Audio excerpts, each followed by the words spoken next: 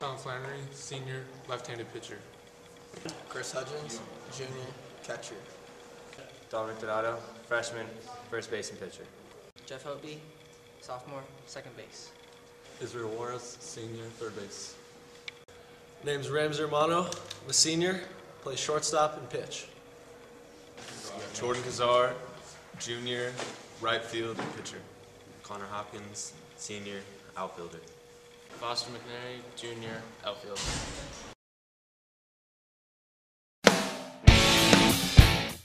Trenton Alexander Toplicar, junior, pitcher. Aiden Schilling, junior, shortstop. Frank Mello, senior, infield. Patrick Steve, senior, third base. DJ Lewis, junior, center field. Matt Lipscomb, junior, first base. Dallas Siegel, junior, second base. Johnny Espinoza, junior, catcher. Parsons, junior, left field.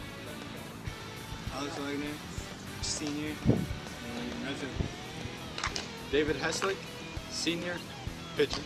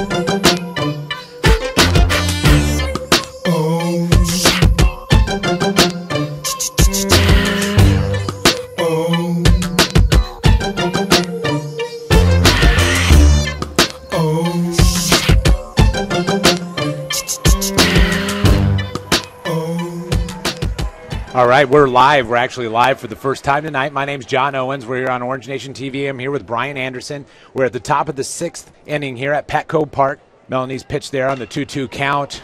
It's going to be out to the right field there. It looks like Kazar is underneath that. And that's out of the inning for Valhalla. Mr. Anderson, why don't you get us caught up as best you can? Well, Sean Flannery was a starting pitcher for Valhalla, and he had a beautiful first inning, but in the second inning, things started falling apart. Frank Mello was able to get 2 RBIs on a single to put the Wolfpack up ahead by 2. The Wolfpack added 2 sacrifice flies, one by Hayden Schilling and one by Chris Aguilar in the second to go up 4-0. In the 4th inning, a RBI from Chase Parsons and Alex Wagner put them up 6-0. That was it for Sean Flannery.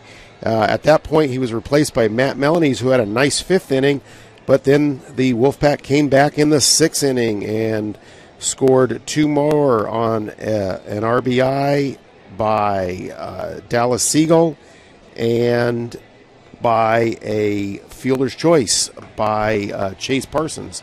And that put them on top 8-0. Now for Wolfpack on the mound there pitching. Oh, he's been masterful.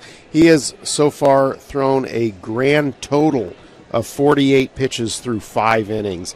He's only allowed 3 hits and a couple of walks. He's just been in complete control. The Valhalla batters seem to be just guessing and guessing wrong and not really being able to put anything. Of the 6th inning. We'll see if they can't quite field that one, and Crosby's going to get on, and that's good for no out. Bottom of the 6th inning. Valhalla desperately needs some runs to get back into this and make a go of it in the last remaining stanzas.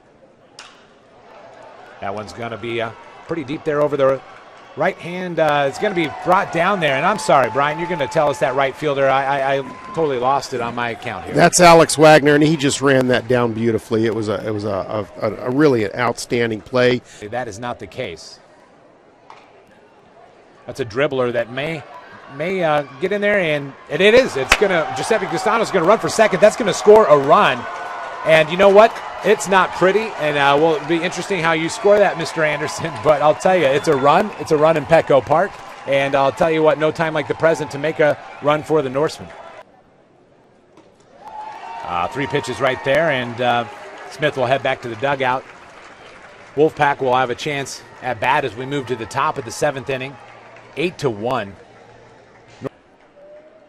Yeah, that pitch looked real good from this angle, but obviously the umpire's got a much better view. It's going to be fielded over to Donato on first, and that is an out for Valhalla. It might be longer than the whole game, Brian. That's a solid shot, but that's a nice grab there. Sean Crosby didn't have to move. Just the ball was hit right on the screws. But new coach, Cordell Hippolito. First year doing great things with West Hills. And that one, Ramsey Romano scoops that one up and gets it over to Donato, and that's out of the inning for the Norsemen. So we're going to take a look at West Hills fans standing up, cheering their team, trying to get this last out. And they do indeed get that. West Hills is victorious tonight at Petco Park by a score of 8-1. We'll come back here shortly with a wrap-up and stats here on Orange Nation TV. Obviously, tonight was a tale of, well, for us it was a tale of several innings we didn't get to cover, and Valhalla came back, unfortunately, a little short, 7 runs short. Brian, what are some of the tale of the tape or tale of the stats that you can share with the folks at home? Well, if you had told me that the Wolfpack was going to make 4 errors, I would have said, ooh, that's going to be a game that they're going to lose. But with David Hessling on the mound tonight, that's not what happened. He was masterful. The offense was great. 7 different players scored for the Wolfpack. They got production out of all parts of their lineup, and frankly, they with the great pitching and the great offense, they got it done. This puts a little bit of a hole there for Valhalla to try to dig out of in terms of league. You know, they dropped one to Steel Canyon already, and they have an uphill climb against the other tough teams. Just the Grossmont League is just so brutally difficult with Grossmont and Granite and Helix, who won CIF last year or the year before. You got Valhalla, and clearly just based on tonight, you can see that the Wolfpack is not a slouch team.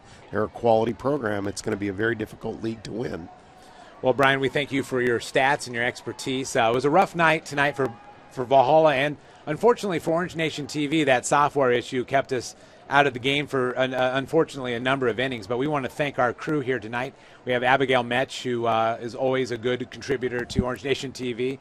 We got Joseph Hope Hall grimacing as he holds that camera. We got Mason Arabo and, of course, Ode Youssef. He does some work from time to time around here. We got Amanda Zimmerman, who always a stalwart for us. And then we had Emily Cannell tonight taking a lot of stills and doing different shots from that program. We want to thank West Hills. They let us go out and interview people. Those interviews are still online. You can watch them anytime you want. To anybody that wants to see the first part of this game, we're going to try to get that uploaded and see somehow put this game together somehow in some at least watchable package for you.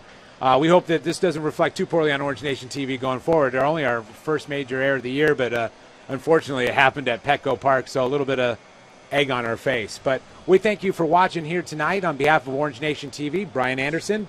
My name is John Owens, and hopefully you enjoyed what we were able to bring to you tonight. Thank you. Have a great evening.